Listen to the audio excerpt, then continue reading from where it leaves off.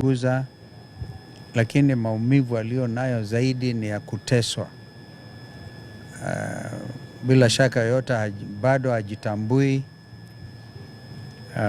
Ingawaji anaweza kuona kiongozi kumwambia huyu kama anatambua, lakini unaweza kuona a traumatized individual, a Kenyan citizen who believes that he has protection under the law, under the Constitution, and who has suffered extrajudicial suffering and torture.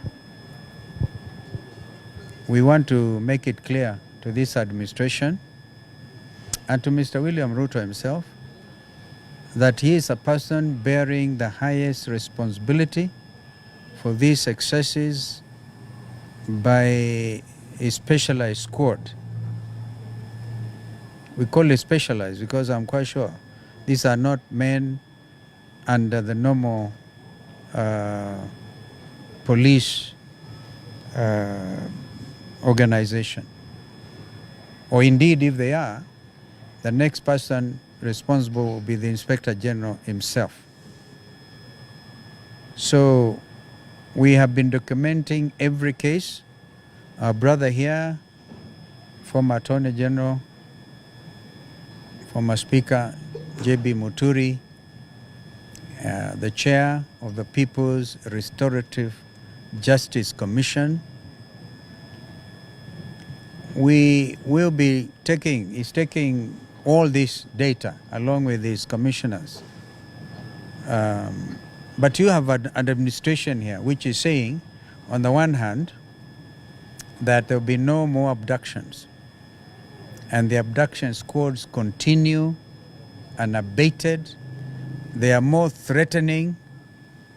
But we must make it clear to Mr. Ruto that these crimes will not go unpunished. The crime of torture under the Rome Statute is actually a crime against humanity. You can see Davis Lichuma, Davis Lichuma. You can see a person clearly tortured. We met earlier at our place, other friends who were with us, some journalists, when we gave the press briefing outside the Serena Hotel before we started the march to Parliament buildings, that these people pounced on innocent Kenyans and put them in the infamous Subarus. Now they have also added some Pajeros, because the plan was mtu anachukuliwa anawekwa ndani ya Pajero, na kama pengine ameuawa, walikuwa wamejiandaa kabisa, wakiua watu anaweka kwa hiyo mapajero na kwenda kuweka we are sure, we have information, walikuwa na mipangilio Ololua Forest na kwingine wawekwe huko, watokomee huko, wasaulike. Wakenya hawezi kusahau mambo haya, na sisi tunatoa hakikisho kwamba kijana huyu na wenzake hawezi tu kuachiliwa. Bwana Ruto anaamini watu wakilipwa ridhaa milioni 3, ati hiyo sasa ni pesa ambayo inatosha maumivu ya hata kiakili. Kwa hivyo ni jambo la kuhuzunisha sana, na mambo haya lazima yaendelee. Sisi tumetoa hakikisho kwamba pale watoto waliuawa outside Parliament. In fact, we have even done some scouting outside the Kenyatta Mausoleum.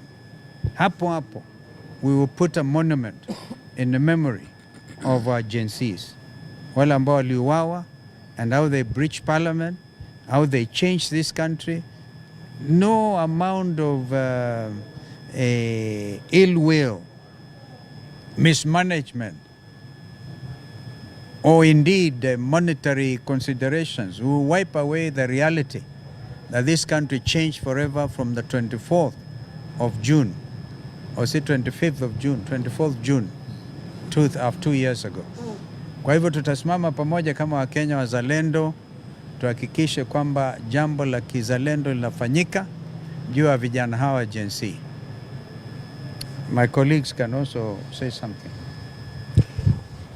Well, I just want to reiterate what His Excellency Dr. Stephen Kalonzo Musyoka has said, that torture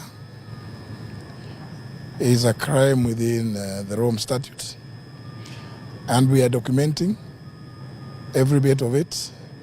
And it does not matter how long it takes. Those responsible or those who bear the greatest responsibility, including command responsibility, will have to be held accountable for those crimes. We all know too well that it's just the other day when William Ruto, in the presence of visiting head of state, the president of Finland, he stood unashamedly at State House when asked by a lady journalist what happened to those that had been abducted or killed. And he said that they had been returned to their parents. Maybe William Ruto might have said it in jest, but we took note. Because if he knew that they were taken back to their parents, then he knows who had abducted them. So when we are talking about people being held accountable, William Ruto should know that every statement that he makes, all these steps that he takes, including the steps he takes to say that Kenyans were thanking Kenyans that they never turned up for the demonstrations. He said that just yesterday. Yet, callously enough, doesn't have the temerity to even acknowledge that Kenyans were abducted in full view of cameras, full view of the entire public, put in police vehicles, taken to known police stations, and subsequently removed and put into these unmarked Subaru vehicles. We are documenting all that. And William Ruto, it is very shameful that as head of state, you can indeed spend so many hours purporting to be opening bridges, and you cannot even have the courtesy to even send a message of sympathy or empathy to those that have been affected by the conduct of your security forces. We will hold you accountable. Thank you. Thank you very much. I think just to reiterate what my colleagues have said, Kenya, and particularly Nairobi, has had a very dubious record of being the epicenter of abductions, not just nationally, but regionally. It is here that Kizza Besigye was abducted. We had a Tanzanian national abducted, and a clear statement from this government to other nations that abductions will be a thing of the past. They have resorted to what they do best, using their Subarus, using men in masks, abducting and torturing fellow Kenyans so as to intimidate them, not to enjoy their civil liberties, freedom of expression, and the right to protest and to picket. These are all constitutional rights that are not granted by the generosity of this state, but are guaranteed by the Constitution. We have, with my colleagues, spoken to some of the victims today. This morning we met about 5 of them who are with us during the march, who were actually abducted by Subarus and picked from our procession, and who have told us what they went through. And they were taken around in these Subarus. They were taken to the police headquarters. And what they went through is really an intimidation for them never again to participate in demonstrations. So we want to tell this government, you are not going to limit those rights that are guaranteed by the Constitution, but also the police officers who are being used in these abductions. We are saying it's not enough for the victims to be compensated. We are saying each officer must be held to account. If you are used to torture, if you are used to kill, to misuse firearms, to take life. As the alternative government, we want to assure the families affected and all victims of abductions, enforced disappearances, and extrajudicial killings that we continue to stand with them and to act to ensure that justice is done to them. Asanteni sana. Thank you. Have we not seen in the, I think in the Standard Frontline, right? The photo of the officers who actually arrested, or is it abducted Davis Lichuma. They're there. So we also want to tell IPOA, what other evidence do you need? Kenyans want to see that person, those officers have been arrested publicly and taken before courts of justice. Let's see whether they can act for once. Yes. I have a question.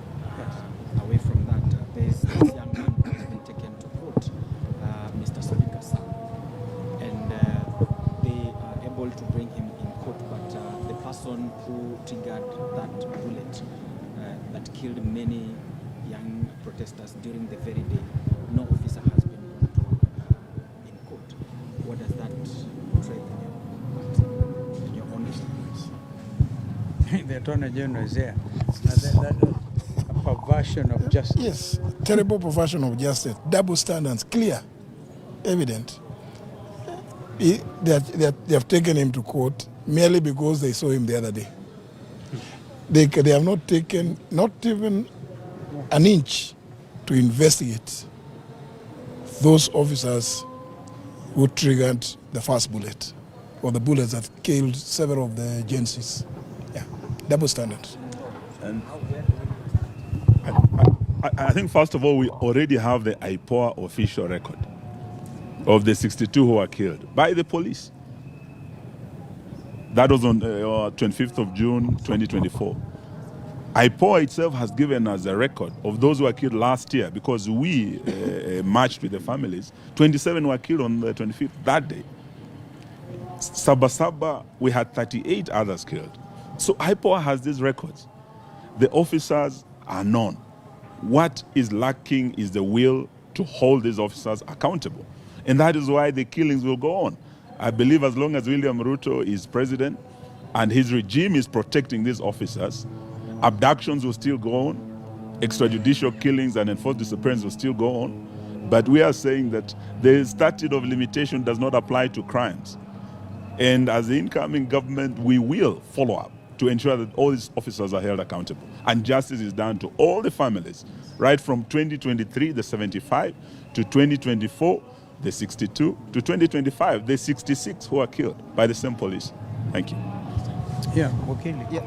Just to say, in respect, thank you. In respect to that question, what we are witnessing is akin to what happened in 1946 in the Nuremberg Tribunal, or the Tokyo Tribunal, where the victors set up a tribunal to try the valiants.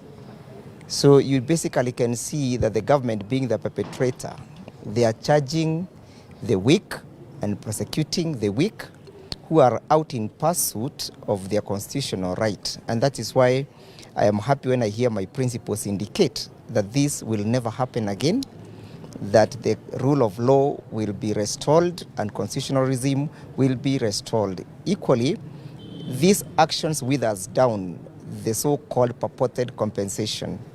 You cannot compensate and then you keep on perpetually perpetrating and perpetuating the same offense.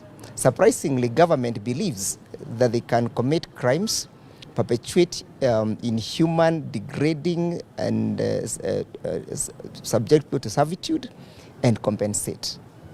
We need those individuals brought to book.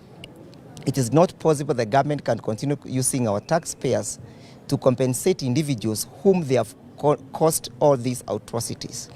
If there were individuals who had been charged it would have been possible for us to surcharge individuals to compensate. But why torture and then go to read our scoffers and compensate? This injustice. Thanks, sir.